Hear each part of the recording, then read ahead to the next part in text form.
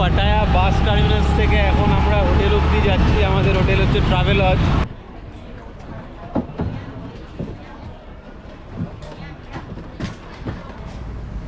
এই যে আমাদের কৃষ্ণা अंदर जाके वीडियो कर सकता हो।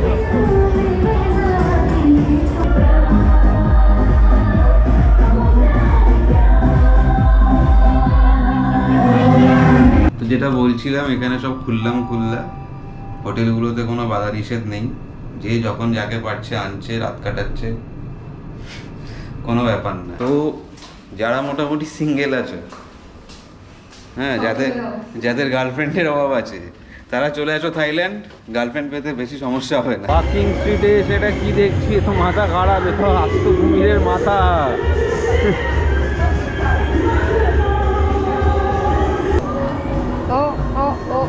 Oh my god, what is this? Oh shit.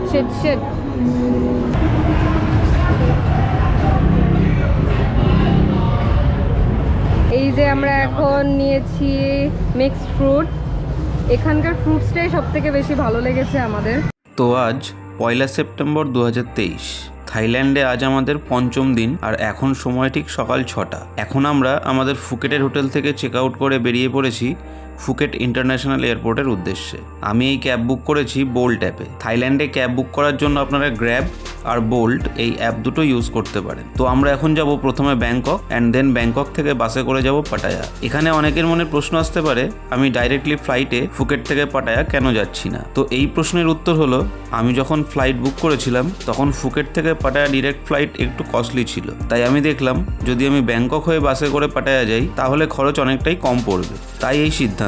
আপনারা যখন প্ল্যান করবেন দেখে নেবেন আপনাদের কাছে কোন অপশনটা সস্তা হচ্ছে। যদি সস্তায় ডাইরেক্ট ফ্লাইট পেয়ে যান তবে সেটাই বেস্ট অপশন হবে, কেননা তাতে আপনাদের সময় অনেকটাই বাঁচবে। তো দেখতেই পাচ্ছেন আজকের আকাশটা মেঘলা ছিল।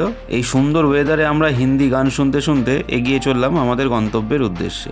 আর রাস্তায় আমাদের ড্রাইভার এক জায়গায় গাড়ি দাঁড় করিয়ে বলল, এখানে একটা ভালো ভিউ পয়েন্ট আছে। তো আমরা এখন আছি ফুকেট ইন্টারন্যাশনাল এয়ারপোর্ট যাওয়ার রাস্তায়, অন দ্য ওয়ে। আমাদের ফ্লাইট 8:30টায়, আমরা হোটেল থেকে বেরোলাম 6:30, 6:30 না 6টায় বেরোলাম। তো রাস্তার মাঝখানে আমাদের ড্রাইভার একটু দাঁড় করিয়ে বললো এখানে খুব ভালো ভিউ আছে, 5 মিনিট এনজয় করতে পারো তোমরা।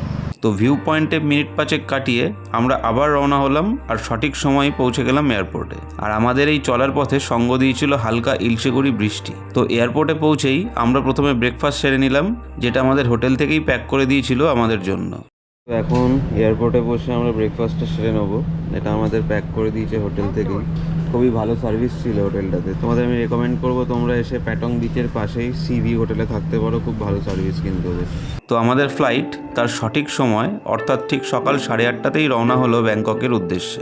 এই ফ্লাইটটি ছিল থাই এয়ার এশিয়ার, ফ্লাইট নাম্বার FD4113, আর ফ্লাইট ফেয়ার ছিল ইন্ডিয়ান কারেন্সিতে অ্যাপ্রক্স 2500 টাকা পার হেড। ফ্লাইট ডিউরেশন ছিল 1.5 ঘন্টা।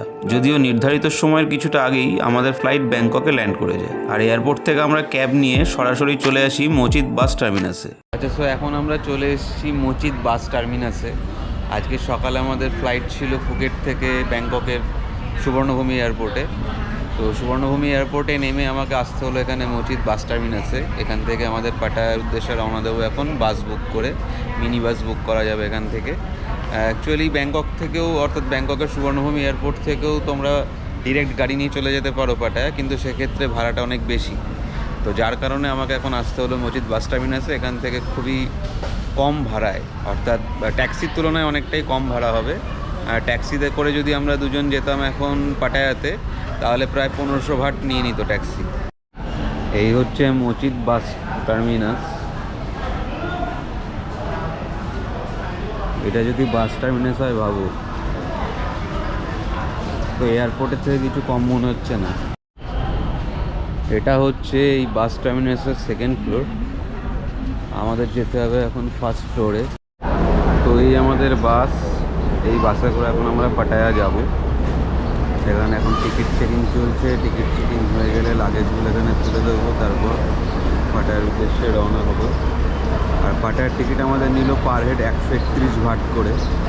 দুজনের মাত্র 262 বাটই হয়ে গেল, যেটা যদি গাড়িতে যেতাম প্রায় 1500 বাট পড়ে যেত। তো বাসের ভেতরটা দেখতেই পাচ্ছেন, খুবই লাক্সারিয়াস। আর আমাদের সিট নাম্বার ছিল 33 আর 34। তো সিটে বসার পর দেখলাম লেগ স্পেস কিন্তু অনেকটাই রয়েছে। আর সামনের সিটের পেছনে জিনিসপত্র রাখার এরকম সিস্টেম আছে, জলের বোতল রাখার জন্য এরকম আলাদা সিস্টেম রয়েছে। আর উপরে রয়েছে দুটো এসি ভেন্ট আর দুটো রিডিং লাইট। ওভারঅল বাসে আমাদের জার্নি খুবই কমফোর্টেবল ছিল। আর পাটায়া পৌঁছাতে সময় লেগেছিল অ্যাপ্রক্স 2.5 ঘন্টা। তো পাটায়া বাস টার্মিনাস থেকে এখন আমরা হোটেল অবধি যাচ্ছি। আমাদের হোটেল হচ্ছে ট্রাভেল লজ পাটায়া। তো সেখানে যাচ্ছি আমরা বাইকে করে। এটাও একটা দারুণ এক্সপিরিয়েন্স।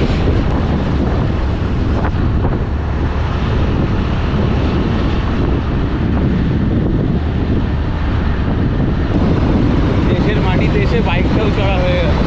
সো ফাইনালি আমরা পৌঁছে গেছি আমাদের লজে পাটায়াতে। এই লজটাতেই আমরা থাকবো দুদিন কাটিয়ে তারপর আবার ইন্ডিয়া ফেরত। তো এখন এই যে আমরা কার্ড পেয়ে গেছি, আমাদের এন্ট্রি কার্ড দিয়ে দিয়েছে। এখন 3rd ফ্লোরে আমাদের রুম। তো এই হচ্ছে লবি এখানকার। সো আমাদের রুম নাম্বার 305। এখন রুমে ঢোকার পালা। তো রুমে প্রবেশ করেই প্রথমে বাদিকে রয়েছে টয়লেট, বাথরুমের শাওয়ারের জায়গাটা সেপারেট করা আছে। আর এছাড়া হেয়ার ড্রায়ারও রাখা আছে, খুবই সুন্দর, ওয়েল ডেকোরেটেড।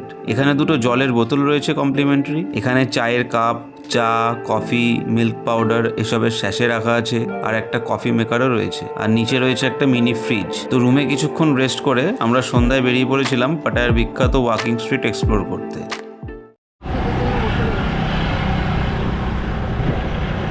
এখানে রাস্তার ধারেই রয়েছে সারি সারি মাসাজ পার্লার, স্পা, নামি দামি সব রেস্টুরেন্ট, স্মার্ট শপ, আরও কত কি। তো এই সব কিছু দেখতে দেখতে মিনিট 5 মধ্যেই চলে এলাম ওয়াকিং স্ট্রিটে।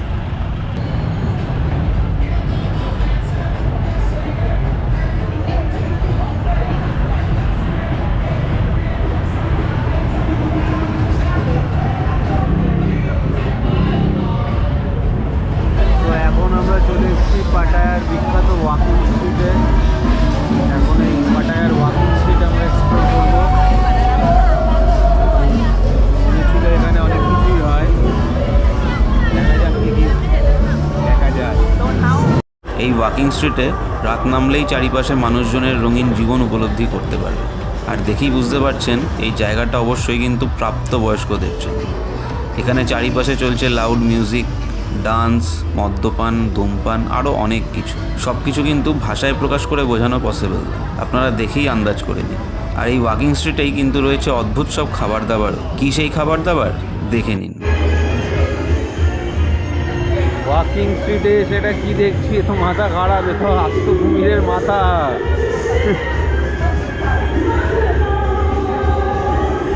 আস্ত কুমির কি খায় রে ভাই থাইল্যান্ডের লোকেরা।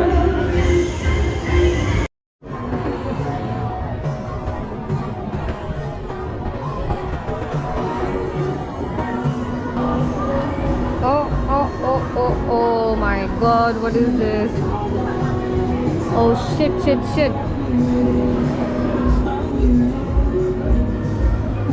Oh my god, এতদিন ভিডিওতে দেখতাম পোকামাকড় খায়, এখন সত্যি সত্যি দেখছি সিরিয়াসলি এগুলো কি তেলাপোকা? ভগবান, Shit. এই যেগুলো ওই ঘাস ফড়িং টাইপের, যে তেলাপোকা টাইপের যে কি হয় না ওই পোকাগুলো, ওইগুলো।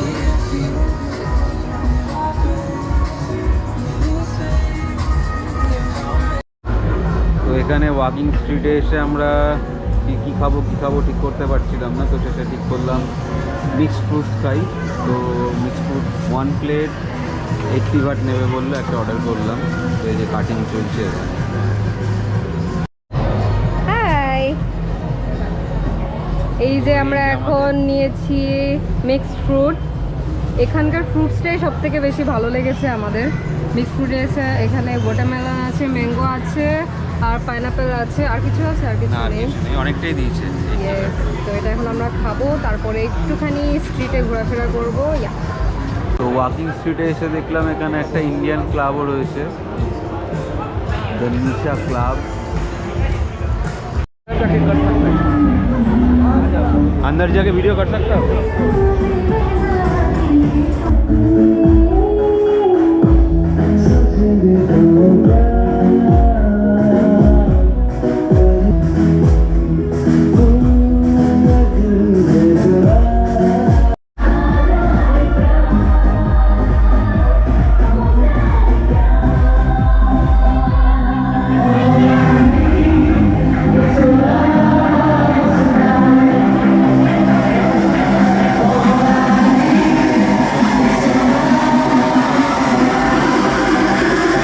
আচ্ছা, থাইল্যান্ডে এসে তোমরা এরকম 7-Eleven-এর স্টোর প্রত্যেক গলিতে একটা দুটো করে পেয়ে যাবে, একদম কমন স্টোর এখানে এটা, আর সব কিছুই মোটামুটি পাওয়া যায় এখানে।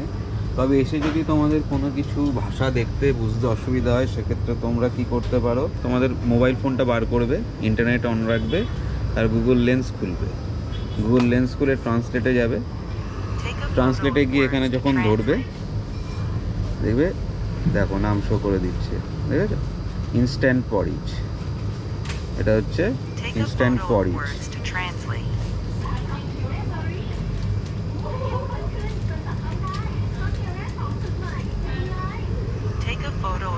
দেখো এটা পর্কের ইনস্ট্যান্ট নুডল। তো এখন আমরা ওয়াকিং স্ট্রিট থেকে আবার চলে এসেছি আমাদের হোটেলে। অনেক কিছু কেনাকাটাও করেছি, আমাদের 7-Eleven থেকে কিনলাম অ্যাকচুয়ালি। তো